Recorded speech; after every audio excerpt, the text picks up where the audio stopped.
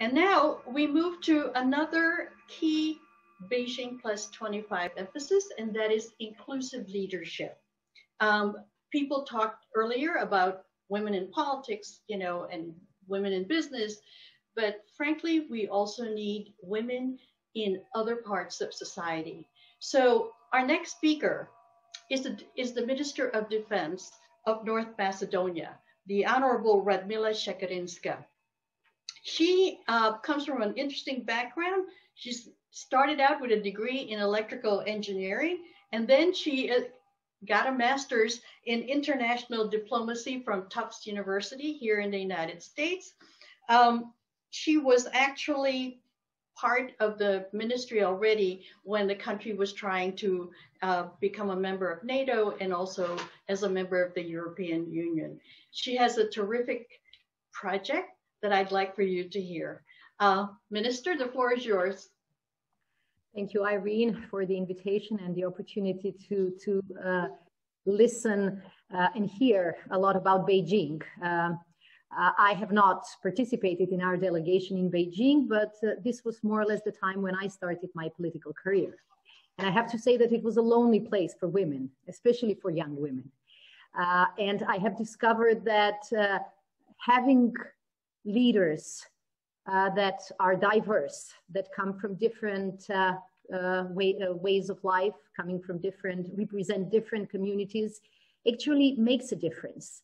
And this is why, although the last 25 years of politics were not an easy ride for me, I think that many people have predicted my political end too many times because too many women frightened them.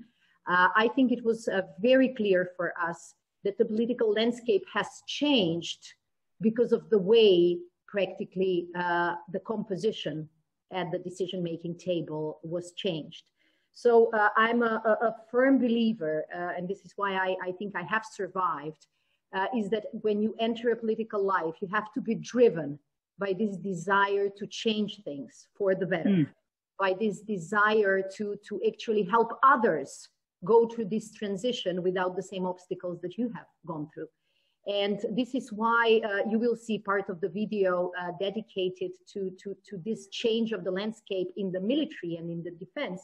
This is why it was always important for me to insist on changing this leadership paradigm and on changing the perception that women are the unlikely leaders. You will see as part of this, I call it Change Now project, we have managed to really dramatically change the situation of women in Macedonian defense and in its military. In the course of less than 3 years, we have tripled the number of colonels, women colonels. We have managed to increase the overall number of women in the army. We have managed to increase the percentage of women in leadership positions in the ministry from 32% to 58% now.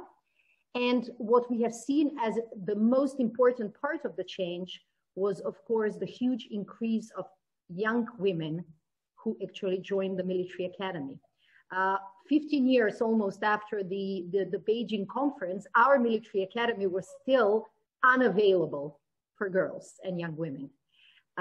So we started from a situation of 0 women up to 48% the last time that we have had a call for new cadets. This major change was not easy. And this did not come without opposition, of course. Many people believe that this is still a sector that is inclining and more closer to men. But I think that with not only leadership, but some persistence and some stubbornness, not only from my side, but also from my team, it was possible to deliver a meaningful change in the course of just 3 years.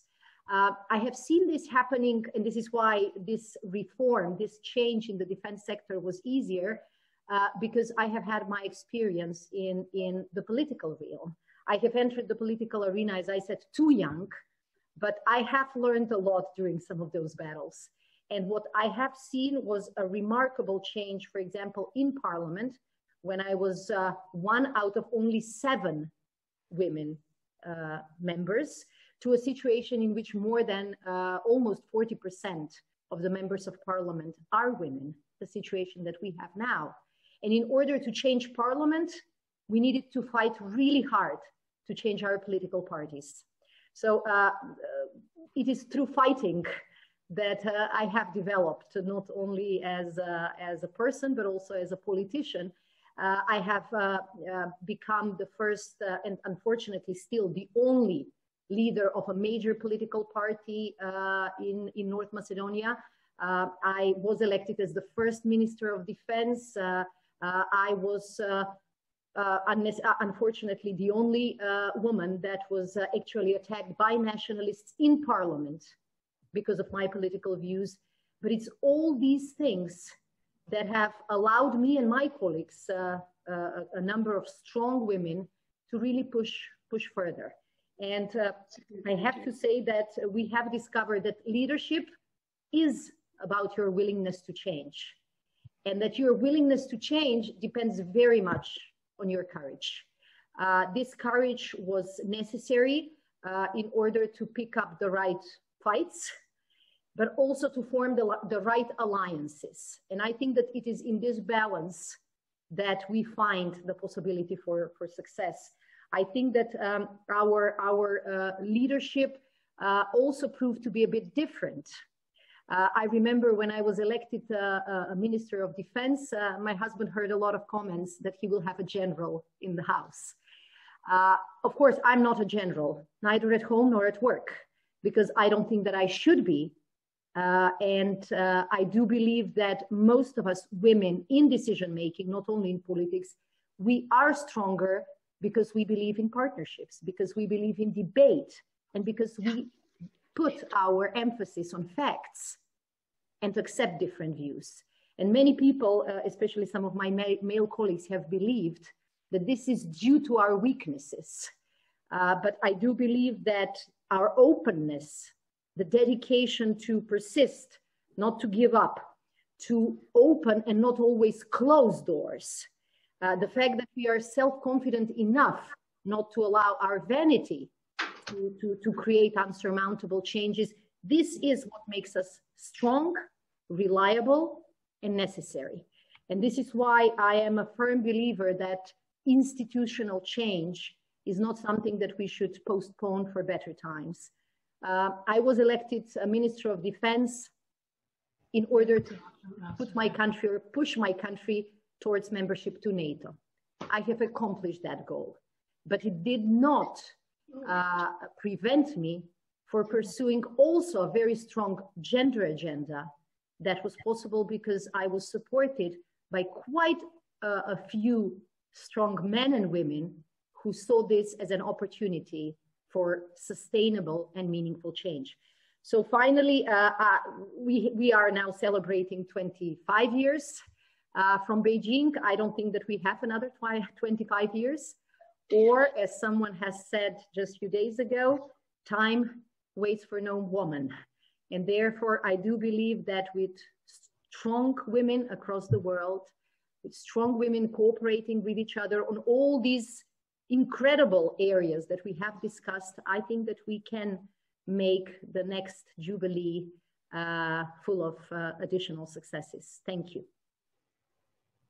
Thank you, Minister. That was wonderful, and thank you for continuing to fight. It's an honor to have, let me just get back, there I am. It's an honor to have somebody like you pushing, because in my book, that's what leadership means. You push the edges. So thank you for joining us.